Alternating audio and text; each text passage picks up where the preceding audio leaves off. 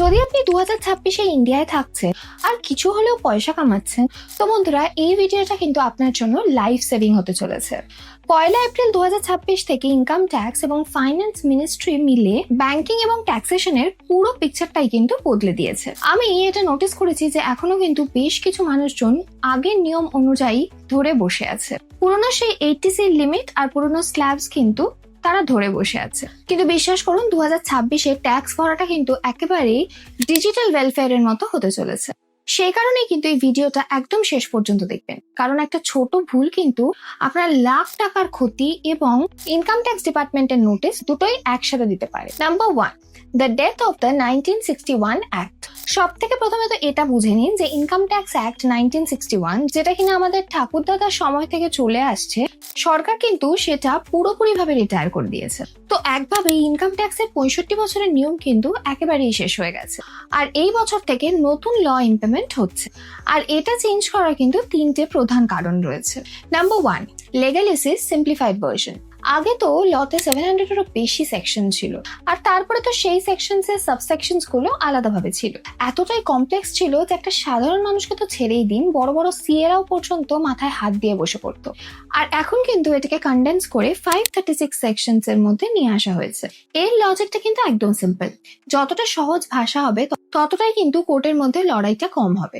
সত্যি কথা বলতে কিন্তু সাধারণ মানুষের জন্য 536টা বোঝাটা এতটাও সহজ নয়, কিন্তু তবু কিন্তু এটা একটা সঠিক দিকে যাওয়ার একটা নিদর্শন। হোপফুলি আগামী কয়েক বছরের মধ্যে এই 536 সেকশনসটা কিন্তু 200 থেকে 300টা সেকশনের মধ্যে চলে আসতে পারে। প্রিভিয়াস ইয়ার ভার্সেস অ্যাসেসমেন্ট ইয়ারের পার্থক্য। তো বন্ধুরা, আপনারা জানেন না যে এটা না প্রতি বছরের একটা কনফিউশন। অ্যাসেসমেন্ট ইয়ার কোনটা, প্রিভিয়াস ইয়ার কোনটা, আর ইনকাম ট্যাক্সটা কোন বছরের জন্য ভরা হচ্ছে।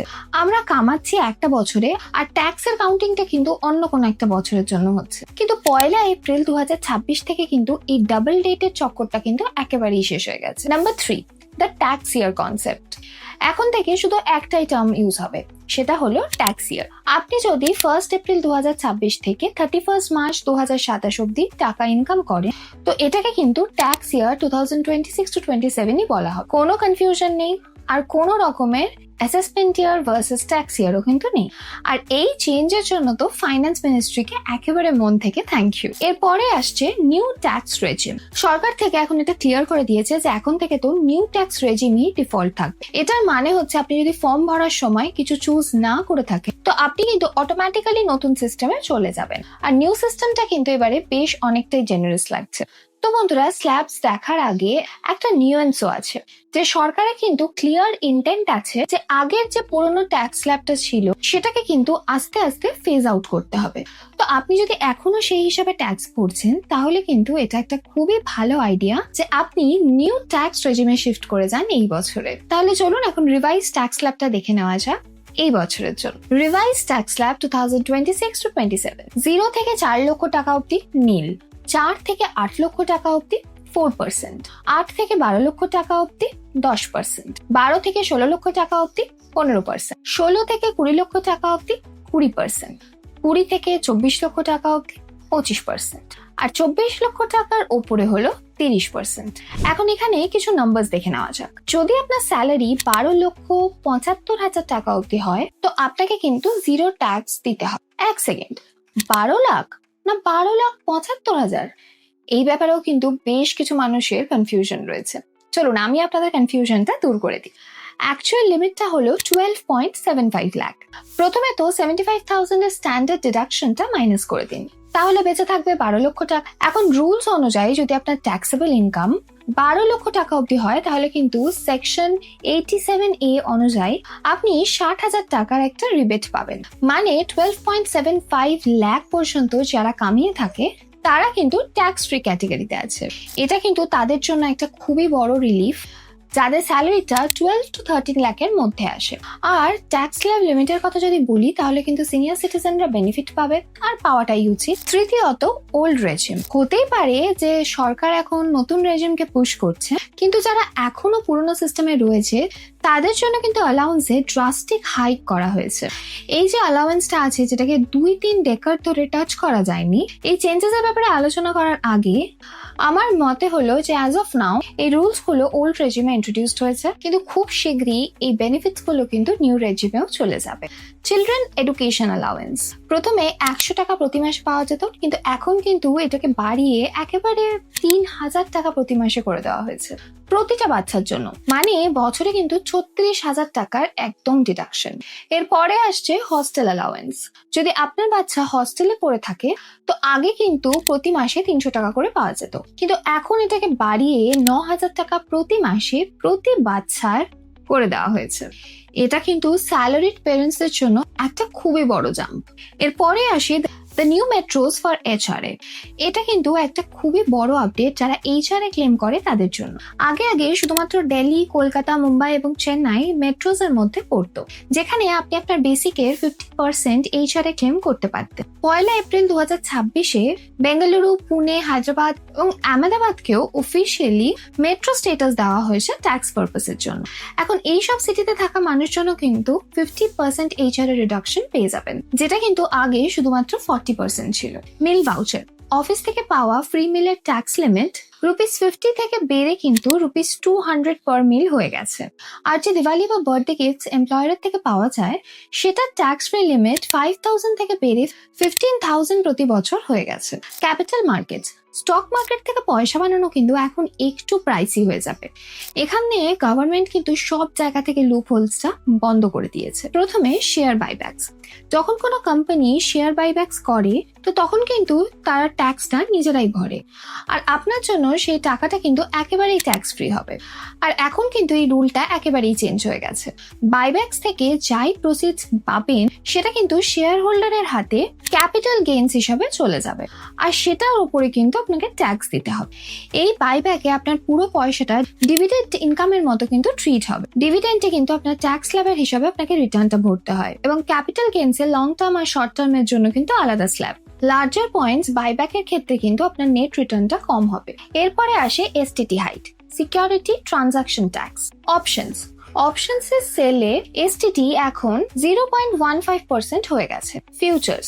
ফিউচারের সেলে কিন্তু এই ট্যাক্সটা 0.05% হয়ে গেছে।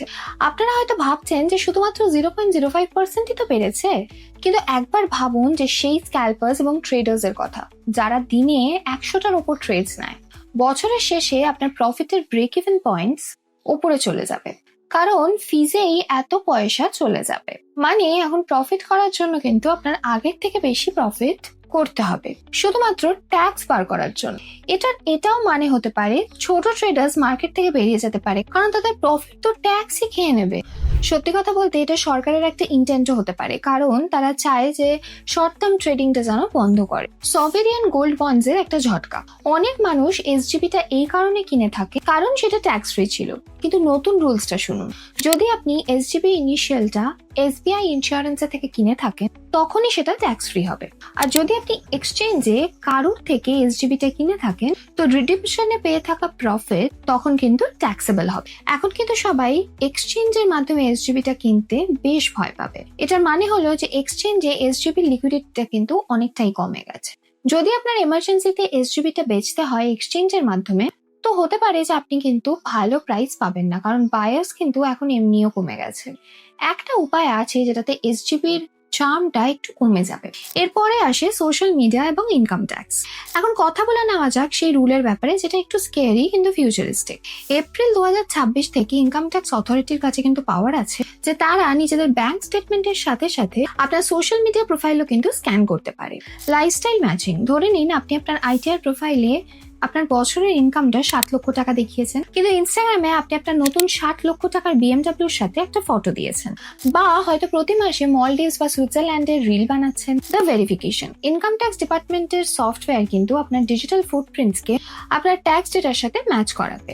যদি আপনার খরচাটা আপনার ইনকামের সাথে ম্যাচ না করে তো সোজা কিন্তু আপনার কাছে নোটিস আসবে সোর্স অফ ওয়েলথটা এক্সপ্লেইন করার জন্য। তো 2026-এ কিন্তু ফ্লেক্স করার আগে অবশ্যই একবার ভেবে নেবেন যে অতটা ট্যাক্স আপনি ভরেছেন কি না, কারণ আপনার ভেকেশনের ফটোস কিন্তু এখন আপনার ট্যাক্স প্রুফ হয়ে উঠেছে।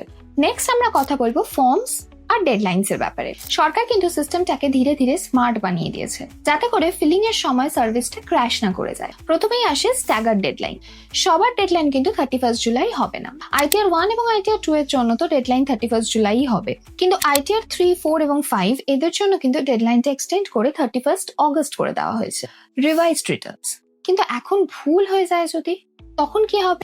এখন আপনি ট্যাক্স ইয়ার শেষ হয়ে যাওয়ার 12 মাস বাদে পর্যন্ত রিভাইজড রিটার্ন ফাইল করতে পারবেন, কিন্তু 31 ডিসেম্বরের পরে কিন্তু একটা নমিনাল ফিস লাগে। এরপরে আসে ফর্মের নতুন নাম, ফর্ম 130 যেটা আগে ফর্ম 16 ছিল, ফর্ম 168 যেটা আগে ফর্ম 26AS ছিল, ফর্ম 124 যেটা আগে ফর্ম 12BB ছিল। তো বন্ধুরা, এই সমস্ত কিছু দেখে তো একটু কমপ্লিকেটেড বলেই মনে হচ্ছে, কারণ এই যে ফর্ম 130, 168, 120 এগুলো কিন্তু খুব বেশি এক্সস্টিভ। এইসব চেঞ্জ থেকে তো এটাই মনে হচ্ছে যে ইনকাম ট্যাক্স ডিপার্টমেন্ট চাইছে যে ফিলিংটাকে মাচ মোর এক্সস্টিভ করে দিতে এবং এটাকে একেবারে অবজেক্টিভ বানাতে। এখনো অব্দি তাও কিছুটা সাবজেক্টিভ ছিল। 7 নম্বর হলো কর্পোরেট এবং অ্যাডমিনিস্ট্রেটিভ ওভারহল, MAT, TCS এবং NRI প্রপার্টি। এই সেকশনটা বিজনেস ওনার এবং ফরেনে যারা ট্রাভেল করে তাদের জন্য কিন্তু খুবই গুরুত্বপূর্ণ। MAT minimum alternate tax.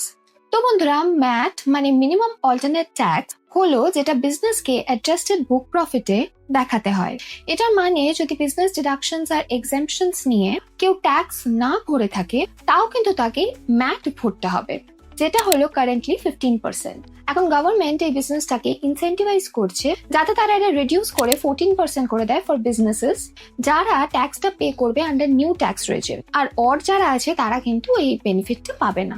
এরপরে হলো TDS রেশনালাইজেশন। TDS মানে ট্যাক্স ডিডাক্টেড অ্যাট সোর্স। এখানে অ্যাব্রড ট্রাভেলে কিন্তু বেশ কিছুটা কনফিউশন ছিল। ওভারসিজ ট্যুর প্যাকেজে প্রথমে 5% বা 20% এর কনফিউশন ছিল। এখন এটাকে সিম্পল করে ফ্ল্যাট 2% TDS করে দেওয়া হয়েছে। এডুকেশন এবং মেডিকেল রেমিটেন্সের ক্ষেত্রেও কিন্তু TDSটা 5% থেকে কমিয়ে 2% করে দেওয়া হয়েছে। এরপরে আসে ফরেন অ্যাসেট অ্যামনেস্টি। আপনি যদি স্টুডেন্ট বা NRI হয়ে থাকেন আর ভুল করে কোনো ফরেন অ্যাসেট ডিসক্লোজ করে থাকেন, তো একটা 6 মান্থসের অ্যামনেস্টি উইন্ডো খুলে যাবে। 20 লাখ পর্যন্ত অ্যাসেট আপনি বিনা কোনো পেনাল্টি কিন্তু ডিসক্লোজ করতে পারবেন। এরপরে হলো NRI প্রপার্টি সেলস। আপনি যদি কোনো NRI থেকে প্রপার্টি কেনেন, তাহলে প্রথমে TDS কাটার জন্য TAN মানে ট্যাক্স অ্যাকাউন্ট নাম্বার কিন্তু নিতে হবে, যেটা কিন্তু একটা বড় অ্যাডমিনিস্ট্রেটিভ মাথা ব্যথার কারণ। এখন আপনি সোজা আপনার প্যান বেস চালানের মাধ্যমে TDSটা ডিডাক্ট করে কিন্তু ডিপোজিট করতে পারবেন। এটা কিন্তু একটা ছোট হলেও বেশ ওয়েলকামিং চেঞ্জ। নাম্বার 8 হলো পেনাল্টিজ। সরকার আপডেটেড রিটার্নসে পেনাল্টিজটা খুবই হেভি করে দিয়েছে, যাতে করে লোক ওয়েট অ্যান্ড ওয়াচ গেম খেলতে না পারে। FY 2021 to 2022 যদি আপনি ফাইল করেন তাহলে 70% penalty, FY 2022 to 2023 60% penalty, FY 2023 to 2024 50% penalty. এটার মানে যদি আপনি ট্যাক্স চুরি করেন তো পেনাল্টি আধ থেকেও বেশি পয়সা কিন্তু নিয়ে নেবে। তো বন্ধুরা, ওভারঅল দেখে তো 2026-এ গভর্নমেন্ট এখন ট্রাস্ট বাই ভেরিফাই মডেলের মাধ্যমে আগে এগিয়ে রিয়েল টাইম ট্রান্সপারেন্সি মোডে রয়েছে। আমার পার্সোনালি মনে হয় যে এই বদলটা সেই সব মানুষদের জন্য একটা বড় ডিজিটাল আপগ্রেড যারা নিজেদের ফাইন্যান্সকে ক্লিয়ার এবং সর্টেড রাখে, কারণ স্ল্যাবসের রিলিফ এবং ফর্মসের সিম্পলিফিকেশন আপনার লাইফকে কিন্তু একেবারেই সহজ বানিয়ে দেবে। কিন্তু যারা এখনো আগের মতোই ক্যাশ ইজ কিং বা সোশ্যাল মিডিয়া ফ্লেক্স এরকম একটা মেন্টালিটিতে রয়েছে, এই নতুন লটা কিন্তু একটা ওয়েক আপ কল হতে চলেছে।